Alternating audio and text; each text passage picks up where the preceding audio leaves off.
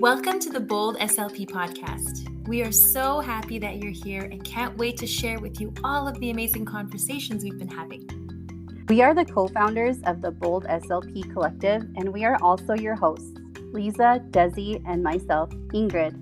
Each of us has a variety of experiences in all things bilingual and bimodal speech-language pathology. You'll get to know us pretty well on here. We started this podcast to share our lived experiences, but also because we want to bring advocacy and cultural humility to the forefront of every speech therapy conversation.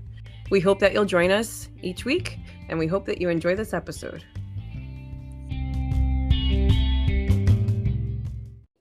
I think we start with Desi. She's the newest mom.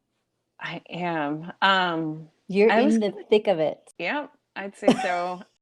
I think what's interesting about this topic is I think about myself pre-Felix.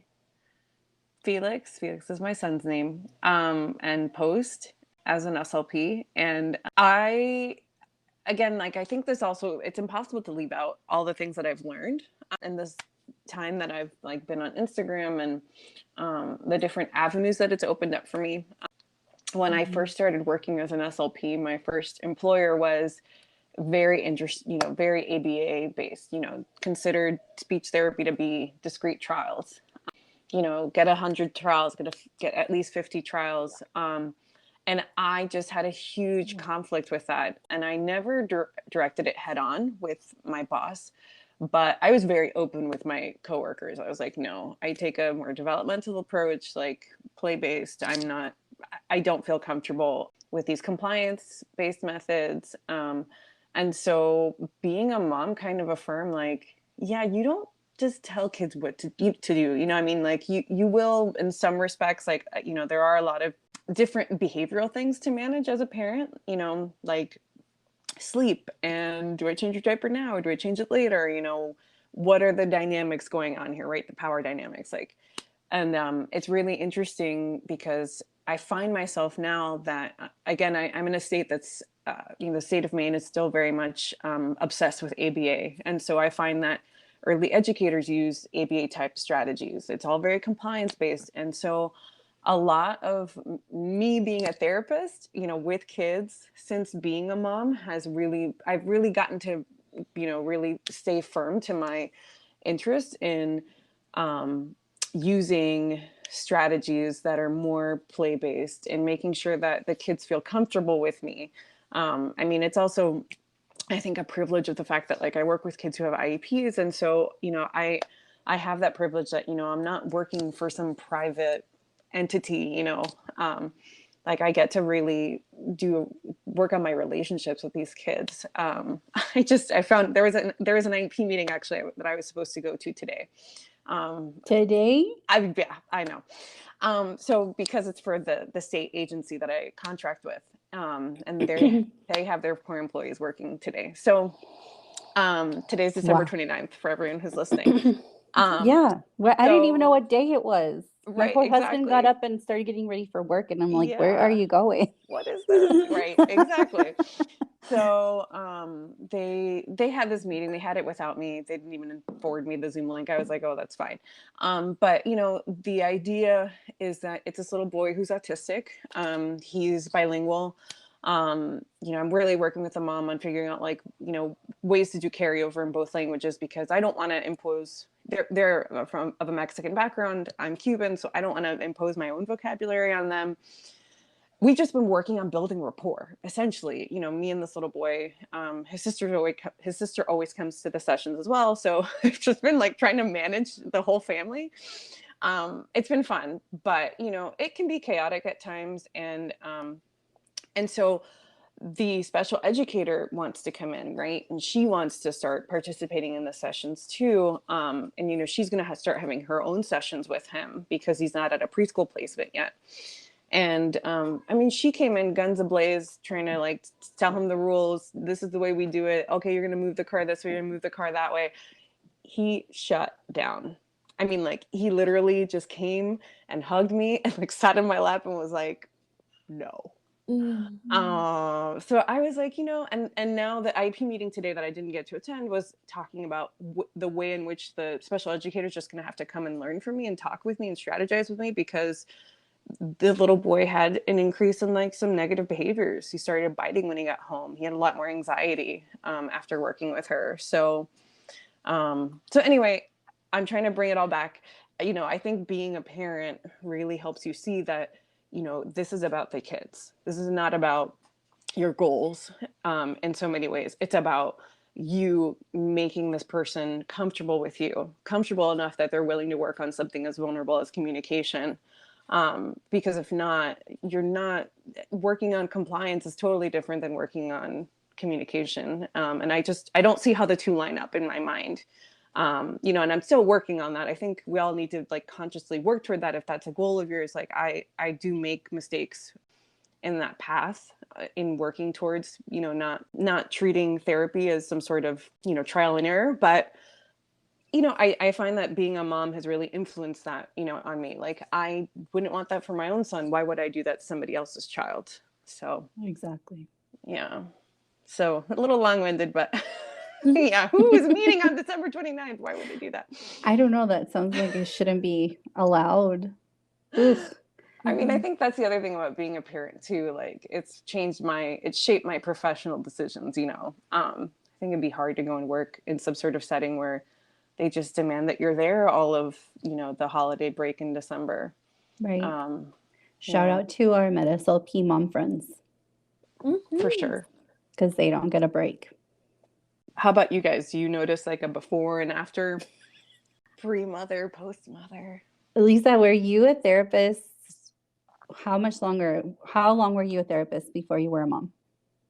How long were you a SLP before you were a mom? 13, 14, 15, 16, 17, 18. That's what I thought. I feel like you were an SLP longer than any of us, because I was an SLP a year and then I got pregnant. And I think that that's similar to Desi as well. That was my experience. Yeah. Yeah. Oh, So you were an SLP way longer than I was a mom. Oh, yeah. Yeah. And I was very ABA based. Like, that is what I learned. I was always fascinated with autistic children, and like that was like the go-to. It's so horrible. I can't believe the things that I would make kids do and how I like forced communication on them. It's like what you're saying, Desi, like if kids don't feel that connection or feel loved, how are you going to teach them to communicate? Why would they even want to communicate with someone so abusive and someone just getting them to do things? It's really tough for me personally because ABA seems very intertwined with the culture that I grew up with, where like whatever the adult says is what goes. Whether you feel like hugging your uncle or not, you got to do it. Like there was so much that came about in my learning after Mila was born in terms of just consent and authentic communication, connection, love, all of that. So I have so much to say on this. Throughout the pandemic, there was so many free things free like PD that was given and offered, and I was able to learn a lot more about what kids need, what certain kids need, what moms and dads can do at home or caregivers. I had mentioned in the last episode that I had started my Instagram because of these videos I made of my daughter on Facebook, and I was trying to give like free speech tips to anyone who either couldn't afford it or everything was like on lockdown, so it's not like we could go to the house and model it. And a lot of what I was doing with my daughter was like pretty ableist. Like, if your daughter doesn't say this, tell her to say it this way, or like make her sit straight and like show her a ready body and things like that. And my daughter was doing it. I mean, she was like 1 at the start of the pandemic. So I guess it didn't seem as bad. I mean, nothing seems bad in the moment until you take a step back and say, oh, what have I done? So it didn't seem as bad, but as she was growing and saying like, no, or I don't want to do that, every time I stepped in to say, well, this is what we're doing, I could feel like the little ABA creep up inside of me and like, whoop, got to shut that down. That's not what we're doing here. And listening to my daughter when she says no has been so life-changing. She says no, she walks away. Literally a minute later, she'll be like, okay, mom, I'm ready. And it's just so much more authentic and real, and the games and the whatever we're doing together just lasts so much longer, just like we would want in our speech therapy session. And it's a little hard to remove the speech therapist hat and put on the mom hat. And I'm trying really hard to combine the two, because I think motherhood and love and connection is so much stronger than speech therapy. And maybe if I just kept my mom hat on the entire time, I would just be a better therapist. Like if I treated the kids that I met as their own mother, or as the mom that I would want to be, or the mom that I would have wanted to have, it's just better. The therapy itself is actually better. So yeah, I feel like you, Dizzy. I feel like I haven't stopped talking. Okay. No. And I, it's so funny that you say it that way, because like my son now is into negotiating. Now he's just realized how to isolate two fingers. So you guys can see me on Zoom. Yes. So he's starting to do this. So he's 2, right? So I'll tell you he's 2 years old, but now he's requesting 2 minutes. And there's so much power in that request, that it actually makes him feel like he can participate. It doesn't make him feel like we're just forcing him to do something. So he's asking for 2 minutes when we say it's time to do something. And when we give it to him, he feels respected. And it's hard to do that every single time. I think that's the other thing about parenthood. Like, it's really hard to be consistent all the time. And I feel like in a lot of ways, there's so many things about my profession and parenthood that overlap for me. Like this drive to be a perfectionist and be a good parent and be a good therapist. And, you get on this, I'm not saying that I want to be mediocre, but like, I think I'm too hard on myself sometimes. Yes. Right.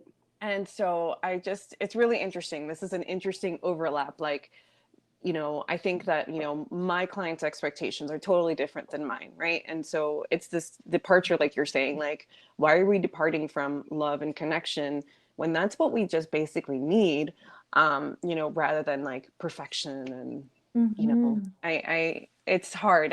I'm trying to strike a balance.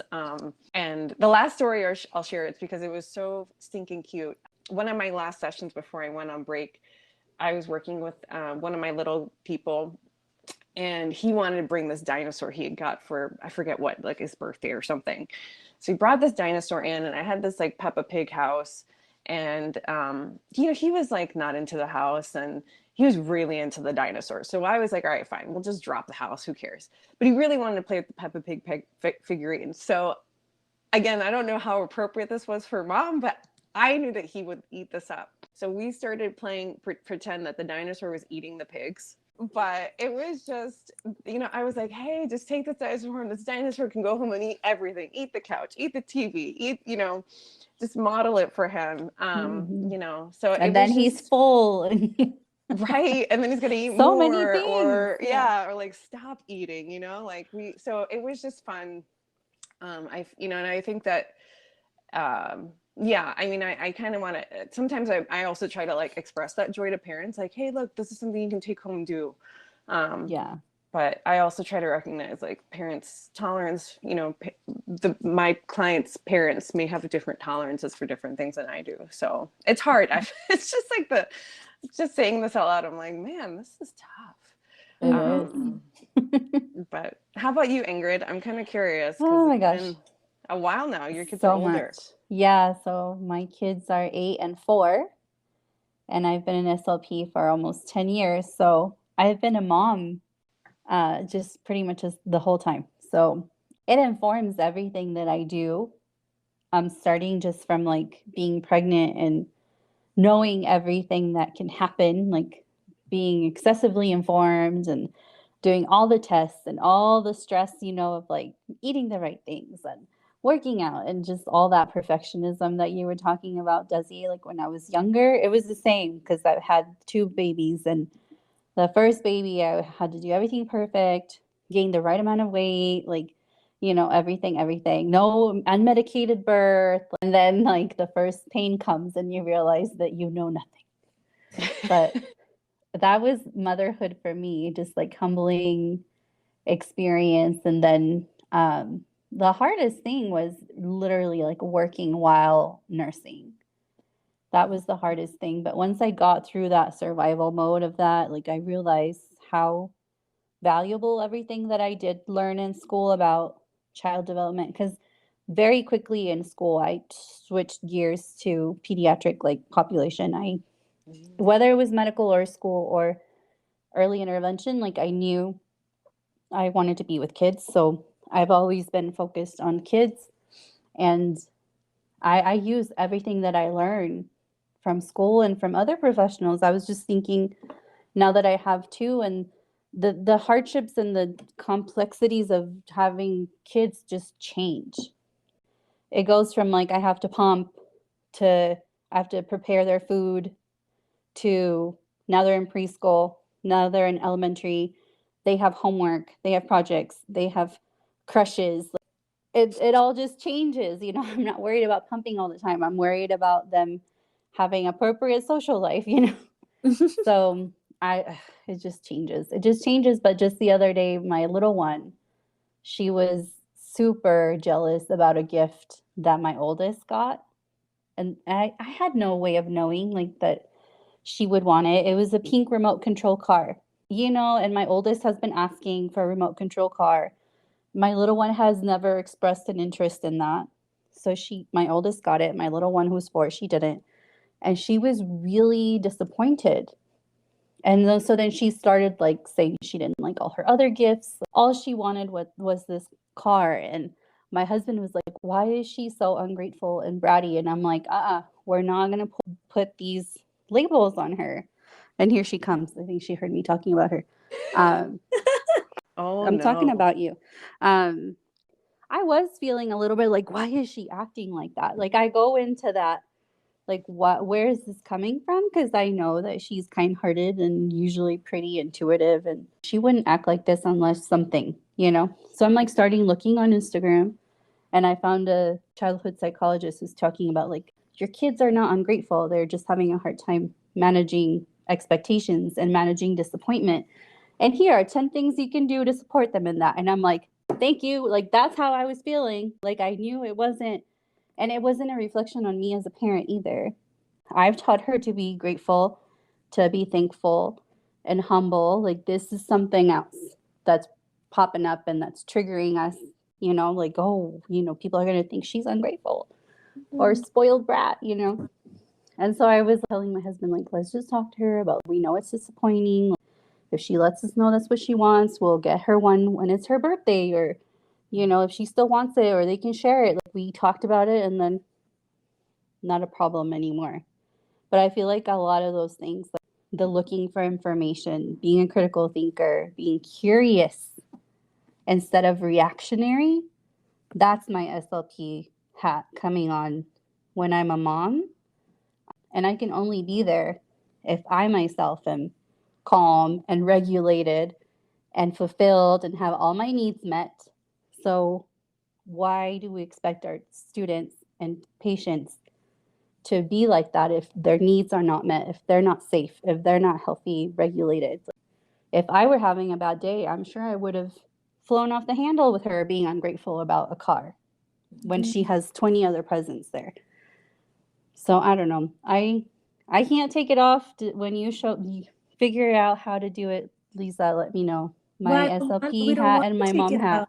We don't want to take it off because it's a good hat to wear. Yeah. Screw it tight. Yeah, they're like together. And I do battle that. I'm like, my identity. I've been working on that. And I can't remember who I talked to about. I think it was Elaine. She's Pacific Northwest Speechy. She was talking about how much we get our identities intertwined with our work. And I felt that.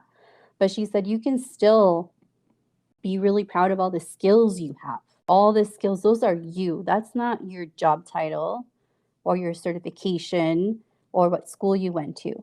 Like the skills you have, those you can take anywhere with you, who you are, the special flavor of therapist that you are, you can take it with you anywhere, to another field if you want to. Like you don't have to have your identity wrapped up in being a speech therapist. So that has helped me But yeah, I feel like I can't take off the hat ever. It informs everything. In my practice, it just informs the empathy I have for other parents. I think that's like the major one for me. I love it. I love it so much. There's an Instagram account called, a handle called Big Little Feelings. I love them. That account had written once, one of their posts was, your child is not going to come up to you and say, I don't feel good today, or I'm angry. They're going to say, can you play with me? And that just like really hit home, because so many times my daughter just wants to play, but I'm doing something else, or I'm trying to get something ready. And if I just stop for a moment and play with Mhm. her, it could just change her whole day, and mine, Yeah. actually. But letting go of control is a big one, because a lot of the parents I had met were like me. They were professionals for a long time and then had a child. And some of them, this was their first experience with like a little creature in their house. Some of them have never worked, in schools or daycares or have any access to children. One family in particular, there were no cousins. The child like wasn't in daycare at all. So they were not exposed to any kids. So they had no idea what to expect of a child. And they were just expecting way too much and wanted all the control in the house. And it was just, once they let go of that control a little bit, they actually had more control of many more situations. Mhm. One big question I used to get, which now I answer differently, is how do I make my kid do this? How do I make my kid say this? And I used to say immediately, well, try this, or try sabotaging, or try putting it up here. But now it's, does your child want to say this? Do they like that thing? Like, how do I make them eat their vegetables or whatever? Like, is it something that they're requesting on their own? And like trying to turn it around to like a child-led kind of thing, without telling the parent, you're not listening, or you're not. Like, none of those you're nots, but more like, what do we think your kid wants at this moment? Which I never had the guts to do, because I would never stand against a parent not being a parent myself, because it kept getting thrown at me. Well, you don't know, you're not a mom. You know how we talk about narrating language, and Yes. how, like, you say everything that's happening? I thought that was like the coolest, easiest tip to give a parent, because they're just getting all this rich vocabulary. Do you know how exhausting it is to have to speak all day, all the time? I know you two do. Ingrid, a Yeah. double time because you have two kids. But having to say everything, it's so, so tiring. And it never occurred to me how physically exhausting it is to verbalize every single thing. Well, and I was thinking, was it the book club we read? The book we read, Desi and Book Club? Maybe. Because I think that I'm I was thinking the of the same same way as thing. you, Lisa. Like, I was like, that's the best strategy ever. Because if it's my personality, you're saying like, oh, it's exhausting. No, I do it all the time. I don't even think about it. I love hearing myself talk, obviously. It wasn't hard for me. I loved it. I would talk to them from the moment they were in my belly, and I knew they could hear. But that's me. Right. And culturally, that's me. And culturally, that's not a lot of moms. And personality wise, it's not a lot of moms. And they shouldn't feel like they're less of a mom than me just because I'm a chatterbox. Yeah. And I hate that I did that too. I'm like, oh my gosh, I can't believe, there are moms that are really wonderful at sewing, or, teaching by showing, and or in the kitchen, or they have a business where they make wonderful homemade bread and their children are on the counter learning all these things from them by watching. Mm-hmm. And they don't have to be talking the whole time. Like, I hate that I did that too. I But mean, we read about that, Desi, I think. yeah, we did. And I mean, even it's hard to debunk things now. Like, it was really interesting. So, like, I mean, I was raised in a family where, like you had described, Lisa, like, it was a very much like, you do this, then you do this later. Like, we don't have this discussion because I'm the adult and you're the child and you don't talk back. I was raised very much like that, where, even just the other day, just with my family, they're like, wow, we did it all wrong. We should have been talking to you guys like when you were little. And Oh, I'm like, it's not wrong. It's different. And there's no issue. Like, nobody's not well. Like, everyone communicates. So, I think that, like, that might have some social emotional worth for them that they might feel like they might have missed out on at that time.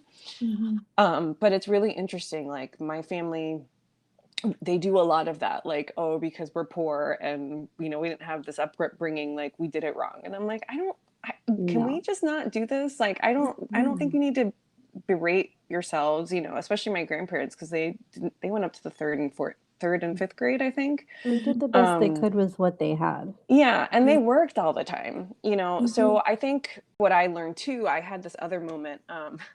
I forgot about this. This is actually a great anecdote for this podcast. I have a friend who teaches at the Communication Sciences and Disorders program here nearby. She asked me if one of her students could call me to do a routines-based interview with me about my relationship with my son. And so she called me. I didn't tell her that I was a speech therapist. I just did the interview with her.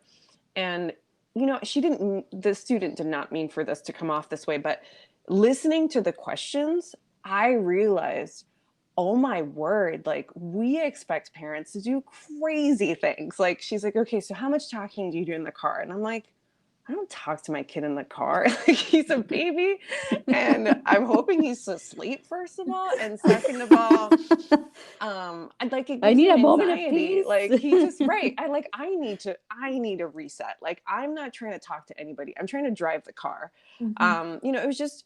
She made me walk her through a day and made me lay it out all the times when I did or did not speak to my son. And I thought, this is not fair, because it leaves out the moments when I'm reading, or the moments when I'm hugging him, or the moments where I'm just playing with him and just doing babbling. I don't know, or taking him on my hip and cooking a meal with him, I lose all of this. It just doesn't, I don't know. It feels like I'm not getting credit for being a mother, which already is so hard. And then finally, after the interview, I didn't obviously let this loose on her. But I kind of wish I could have. In retrospect, you know what I mean? Like it's not her fault. Like it's just the interview is designed this way. But how messed up is it that me as a speech therapist, I have to be treated as a parent in order to fully understand the weight of what I do? And I just felt like, wow, I wish I could just replay that. Like I wish I could have recorded it and had a fuller chance to reflect. But it made me think about, I think we're sometimes too judgmental. And we need to just really take a step back and understand parents more. And and it's hard. I find that that's one area of my practice that I really want to improve on, gaining parents' trust and having them tell me, what does it look like at home? What are the routines? Like, I'm not trying to impose anything. Realistically, give me what you've got. I think that's so important that you said, because I get a lot from people who are saying, well, you don't think that SLPs who are not moms and dads are good then? And I'm like, that's not it at all. Like all of us can learn to be more empathetic to our families. All of us, even those of us who are parents, because every parent is different. Every family dynamic is different. So I'm really glad you said that. Me too. That car example is really, really good.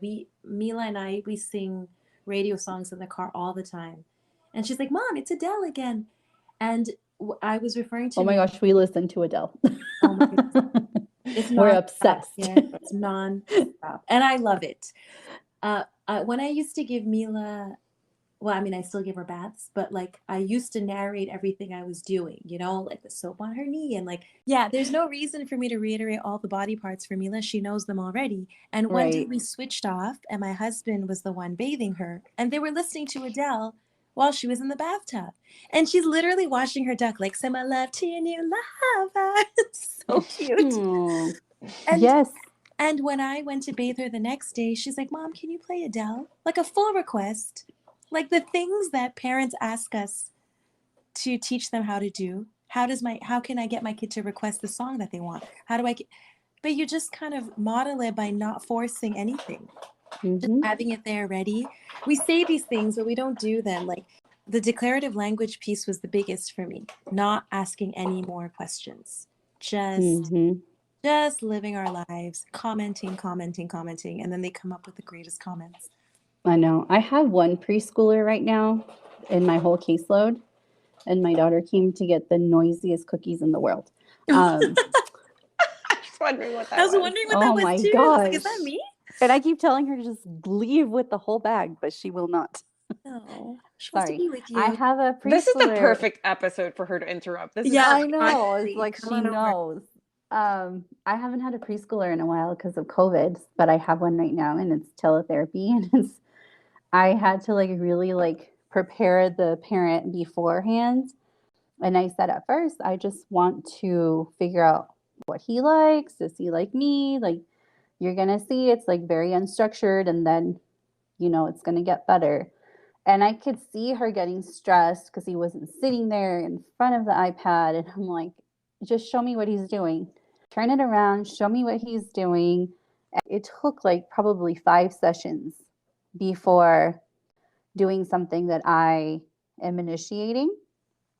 But in those 5 sessions, I keep getting like feedback from the parents, like, oh, he started saying that arriba thing, like we were doing in the song the other day, and things like that. That I'm like, oh, yay, she's getting it. That the sessions are as much for her as they are for me. Like, she's watching what I do and taking it on. And so I keep asking her, like at the end, like, do you have any questions, like what we can do? And she's like, no, it's really working. And it melted my heart. She's like, I'm just doing it how you're doing it with him on the phone, and it's working. And I'm like, yes. And it's always like such a good thing but it takes time. I mean, I feel like if it was me pre-mom, I would have been like, I suck and I can't connect with this kid, and then given up, but it took, I think about like 6 sessions. So like a total of like 2 hours in the 20-minute chunks to like get him. And still she's like, oh man, he's talking so much. And then as soon as I turn you on, he stops talking. And I'm like, I don't care. I don't take it personally. Like I'll do the activity, model it. He's engaged. I'm cool with it. I'm like, if he's engaged for longer than 7 minutes, that's a freaking miracle. Like, he's 3. And so she hears that and she's like, oh, okay, so there's nothing wrong with him, like only attending for 7 minutes. I'm like, no, that's exceptional to me. Like, that 3-year-old attending to a stranger on a screen for 7 minutes, like I did my job that day. And she's like, oh, okay, because she's like expecting him to sit. I'm like, no, let's go outside. Let's go on the trampoline. Let's bring the dinosaurs. Like Desi. And I've always been really joyful about play and dancing and singing, and I'm learning from other professionals that parents who may not be that way is because of their upbringing. And so I don't judge. I feel like I would have pre-children, pre-learning how hard parenting is. I don't judge anymore the parents who like literally don't know how to play. Yeah. Because they never were allowed to play or never felt safe when they were little. Yeah. That was gonna be my final word. No judgment. No judgment. Are we ready for final words? We may not be, but I just feel like this topic is so, I don't know. It's near and dear to my heart because that's another thing. Like, I know that I felt judgment for being a working mom by other moms. For sure. Who are not working moms. And so I've just had to like really like own it and say like, I'm a really crappy mom when I'm not working. And I'm not happy. Yeah, I mean, I think there's this really weird cultural phenomenon happening right now too, like with COVID. I know a lot of mothers are staying home more often. I'll be completely frank that we can't do that in my household. So yeah, it's just really I think a lot of households we can't do that. Yeah. I mean, I can't just stop working. And I feel like it's also feeding this, like I just identify with you so much more because of that. I feel like obviously like I'm a person that I also like to work. If I don't work, I don't have structure. It's harder for me to figure out my life and structure my day. Yeah. But I do think that it's it's a really fascinating world right now.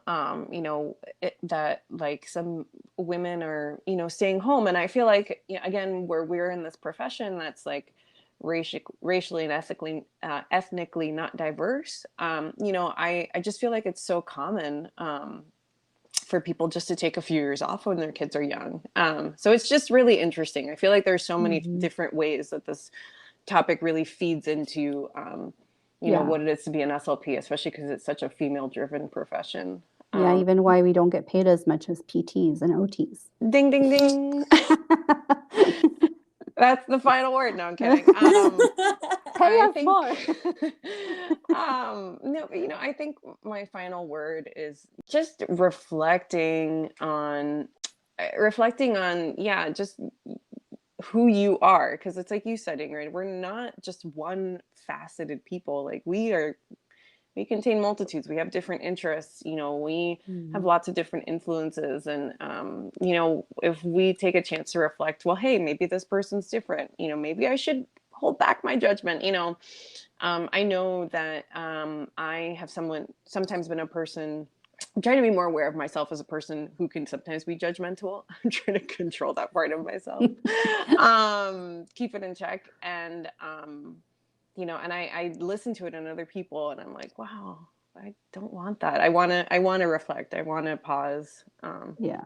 So that's my final word. I can't think of one. It's too many. It's too many. But I think always learning. I think that's I tell my mom, she's texting me right now. Like my mom and we talk every day. And I tell her, I'm like, Mom, like, does this ever get easier? And she's like, no, it just gets hard in a different way. She's like, you guys, because my mom, like, every time I've had my babies, she's here. She's here. And whenever my first one was born, my poor sister, she was graduating from college 13 hours away from here. So my parents drove 11 hours to her graduation, were there a couple days, and then drove 13 hours when I told them I'm in the hospital. Like, it's coming. And they showed up probably 12 hours before my baby was born, their first grandchild. Oh. And then they stayed for a week and a half or 2 weeks, like, to help me after. And then they did it again with my second baby. Like, I'm like, I have the pains. And this time they were only 6 hours away. They literally showed up at 7 at night, and I was like pulling out dishes from the dishwasher, and I'd made dinner, and I had pains, and I went to bed, and my water broke at midnight. And if they hadn't been here, I don't know, we would have had to have taken my 4-year-old, my oldest, with us. Like, they're just so connected even far away, and she's here and worried, and and my dad the same. They laughed because he would hear the door creak when they opened the door to my room, and he thought it was me crying or screaming or whatever.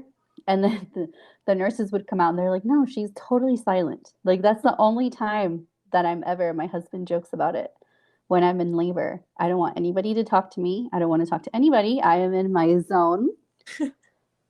I'm in my zone, being stubborn still, like, of having like an unmedicated birth, which I finally got the second time. And that's the only time I don't talk. I don't make a peep. And even my dad is like sitting right there hoping that he's not hearing me being pain. So they have a grown adult daughter who's having daughters, and they're still going through like being a parent in a new way. They've been married all these years, and we're old as heck now. I'm 34 and my sister's 30. And she just had her daughter too. And it was the same. And it was the same for me. I'm like, oh my gosh, I'm going through being a sister in a brand new way. Like, my sister is birthing a human. Like, and that's how I feel parenting is. We're brand new parents all the time, because these kids don't stop for anything. They just keep growing and changing and throwing us new curveballs all the time. Always a new curveball. I like that. My last words are getting really rambly. Sorry. It's okay. Always changing, always learning, reflecting. I don't remember what I said. No judgment. No judgment. That's a really important No judgment. Yeah. I'm trying to think. What's the word for that when things are always changing, never the same? Ever changing? Is that a word? Yeah, that's a word. Ever changing? Is that a word or is that 2 words? Chaos. Chaos.